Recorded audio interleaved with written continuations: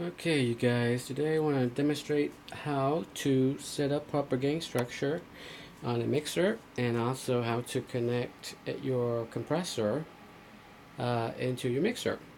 So first off, we set up the gain structure first. I just have my Shure SM58 connected to channel 1 on the board. And as you can see, this one has line input and insert, and we'll get to that later here. How to set proper gains is first, this is the volume control on that particular channel. This is called a channel strip, which is a channel strip. Okay. You want to put that to 0, and also your master fader to 0 for unity gain. And then next you want to speak into your microphone until you see this LED light up to about 0 while turning the gain up. So testing, 1, 2, 3, testing, testing, testing, testing, testing, testing, testing, testing, testing, testing. Okay, so that's about right. Testing, well, that's a little bit high. You want to reduce it to about 7. Testing, testing, testing, testing. Okay, you want about -4 to 0, so you have a little bit more headroom to work with. So that's how you set up your gain structure. Alright, next, in order to put the compressor unit into the mixer, you have to have this cable called the insert cable. The insert cable basically has the TRS end, which is the tip, ring, and sleeve. I'm not sure what the sleeve means. And then the other side of this cable, you have it's usually marked. One's called the tip, and the other one's called the ring. That's the same. That's the same thing. And I'm going to turn the unit around here so you can see what's the back. Okay, here we have channel 1 and channel 2. We have the input section and then the output section, and then you have the sidechain section.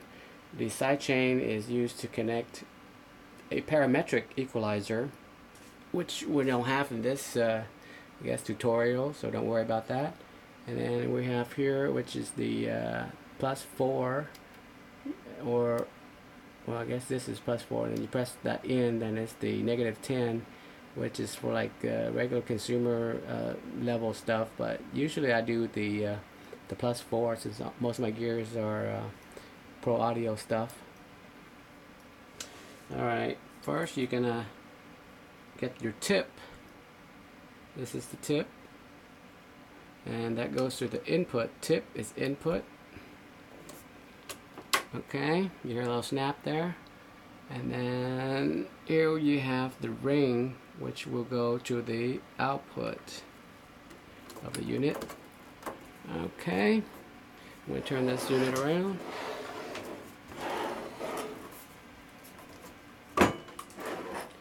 Okay, and then lastly you have the TRS end will go into the insert of the channel 1.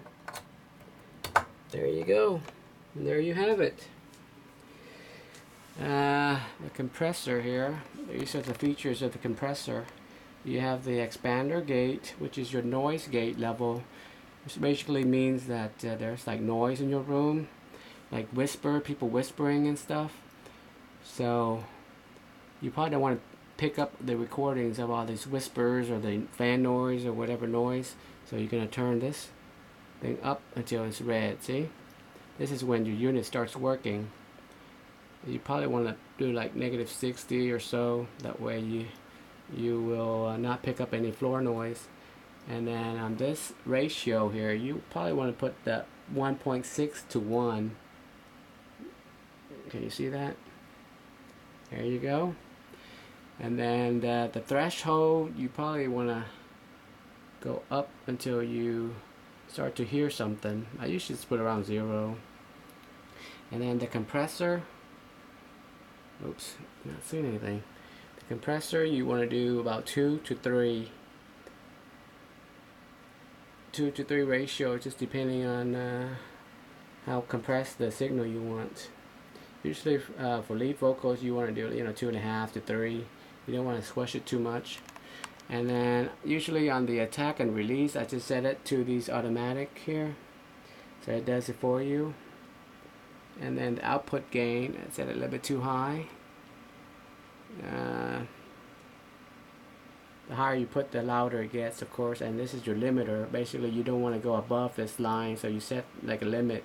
Okay, usually I do about 12 or 16 depending on what I'm doing, but usually that's the numbers I go with.